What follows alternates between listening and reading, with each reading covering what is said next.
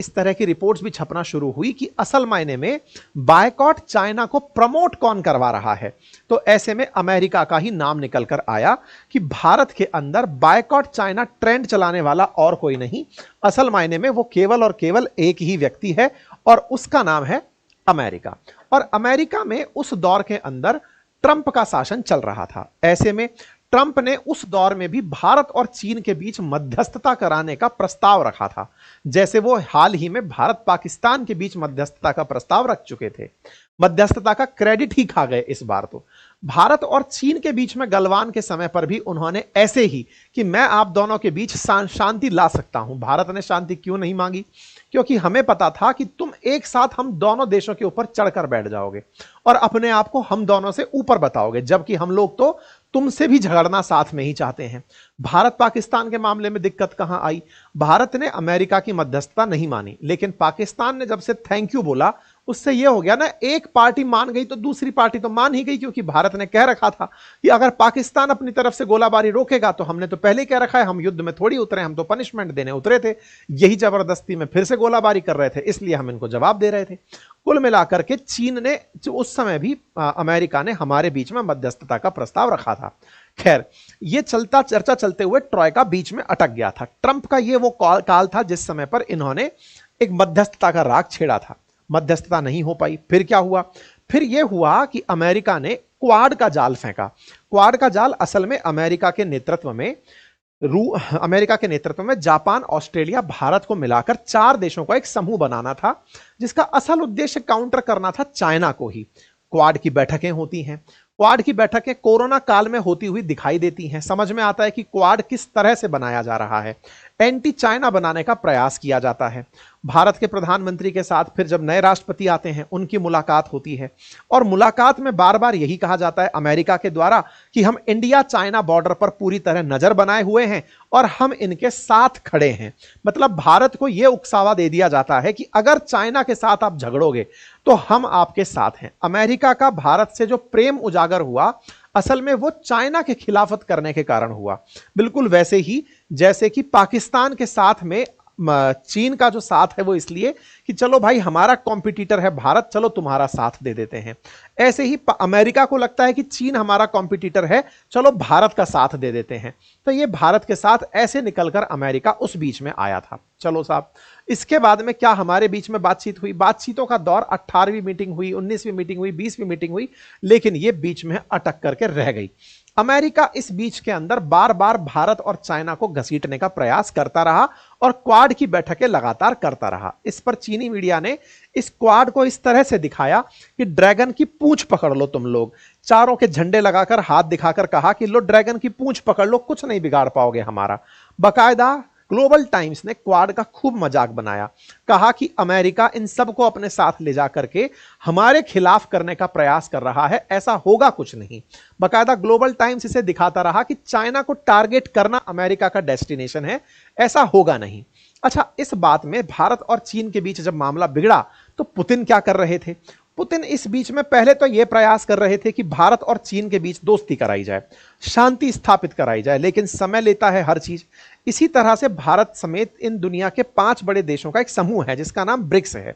Brazil, रूस, India, China और south Africa, इन 5 देशों ने एक और आपस में कंसेंसस डेवलप किया था कुछ समय पहले, यानी कि आज से 2 साल पहले, और वो ये था कि हम लोग अमेरिका के डॉलर के मुकाबले कोई नई करेंसी ले आते हैं और उस करेंसी के अंदर ब्रिक्स करेंसी जैसा सामान ले आते हैं। जब हम ब्रिक्स करेंसी ले आएंगे, उस करेंसी को लाकर हम डॉलर को बाईपास कर देंगे।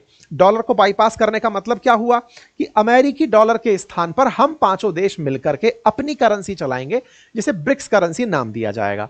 ब्रिक्स करेंसी की बात ब्रिक्स में रशिया 2024 की जो बैठक हुई उस दौरान भी की गई।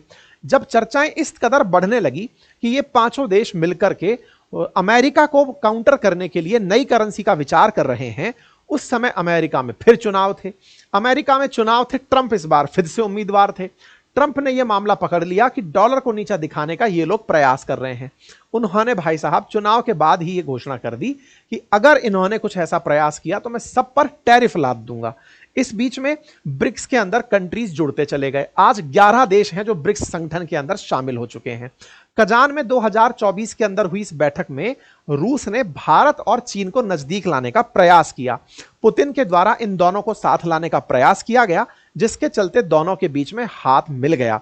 इस पर हमने सेशन 7 महीने पहले भी किया था और बताया था कि आफ्टर ऑल पुतिन कामयाब हुए और भारत और चीन का हैंडशेक करवा दिए। एक तरह से रूस को यहां पर बढ़त मिली और अमेरिका यहां पर पिछड़ता हुआ दिखा। हालांकि जब ट्रंप आए तो उन्होंने इस मित्रता के खिलाफ खुलकर बोला और कहा कि यदि तुम लोग सोचते हो कि तुम लोग मिलकर हमारे डॉलर को नीचा दिखाओगे तो मैं तुम पर 100% टैरिफ लगा दूंगा। यह बकायदा इनका ट्वीट है जो इन्होंने आते ही सबसे पहले मार डाला कि अगर ब्रिक्स कंट्री सोचते हैं कि मेरे खिलाफ करेंसी ले आएंगे तो मैं 100% टैरिफ लगा दूंगा, अमेरिका में माल बिकने नहीं दूंगा। ऐसे में हम जैसे देशों ने निकलकर कहा कि ऐसा फिलहाल कोई प्रस्ताव नहीं है, हम डॉलर का कोई रिप्लेसमेंट नहीं तलाश रहे हैं। भारत इस समय पर सफाई दे गया। भारत से यही एक बहुत बड़ी गलती हुई थी। गलती क्या हुई थी? ये कहिए कि भारत की जो साधने की नीति है कि हम इसको भी साध लें, उसको भी साध लें, किसी का बुरा ना बने। अच्छा, दुनिया में ये होता आया है कि अगर आप सबके अच्छे हो ना तो आप किसी के अच्छे नहीं हो, आपको कोई ना कोई पक्ष लेना पड़ता है। अब एक ऐसा समय भारत को भी फील हो रहा है। भारत की, मैंने आपसे उस समय भी कहा था, ऑपरेशन सिंदूर के समय पर भी कहा था कि भारत ने अपनी डिप्लोमेसी में एक बहुत बड़ा लूपोल कहीं ना कहीं ढूंढ लिया है और वो ये है कि हमें पक्षधर बनना पड़ेगा। हम जो मध्यम मार्गी बनकर चलते हैं, जब हमें मित्रों की तलाश होती है तो हमें भी मध्यम मार्ग दिखाने वाले मित्र आ जाते हैं। जैसे ऑपरेशन सिंदूर के समय हमारा परम मित्र रूस भी खुलकर हमारे साथ खड़ा नहीं हुआ। क्यों नहीं हुआ? उसने भी हमें वही ज्ञान दे दिया कि जिस तरह आपने रशिया यूक्रेन के समय पर ज्ञान दिया था कि डिप्लोमेसी डायलॉग से पीस आती है, उसने भी हमें यही ज्ञान दे दिया कि देखिए संवाद से चीजें सुधरती हैं, बातचीत कर लीजिए, क्या पता दोनों देशों के बीच शांति आ जाएगी। तो वो हमको शांति का पाठ वैसे ही पढ़ा गया जैसे हमने उसको रशिया यूक्रेन के केस में पढ़ाया। ऐसे ही इजराइल और फिलिस्तीन के संघर्ष में, इजराइल और हमास के संघर्ष में इजराइल भी हमें ज्ञान वही दे गया कि आतंक के खिलाफ हम आपके साथ दृढ़ता से खड़े हैं, बिल्कुल वैसे ही जैसे भारत ने इजराइल को कहा था कि हम खड़े हैं। लेकिन तुर्की और अजरबैजान खुलकर पाकिस्तान के साथ आए क्योंकि पाकिस्तान ने अपने आप को पहले ही पक्षों में डाल रखा है। हां, पैसे वाला देख करके वो भले ही पिघल जाए कि अमेरिका के साथ जाना है कि चीन के साथ, लेकिन वैसे उसने अपने स्पष्ट तरीके बना रखे हैं कि इन देशों के साथ रहना है, इनके खिलाफ रहना है। खुल के बोलता है कि मैं इजराइल के खिलाफ हूं, खुल के बोलता है कि मैं फिलिस्तीन के साथ हूं। इसका मतलब पाकिस्तान तुलनात्मक रूप से ज्यादा अच्छा स्टैंड लेता हुआ इन दिनों दिखाई दिया। वहीं भारत ने सबको साधने के चलते किसी को भी अपने साथ नहीं पाया, या कहिए सबसे सांत्वना पुरस्कार पाया कि वेल डन बेटे, बहुत अच्छा किया, लेकिन आपके साथ आपके जीतने के जश्न को साझा करने कोई नहीं खड़ा हुआ। ठीक है, ऐसे में भारत ने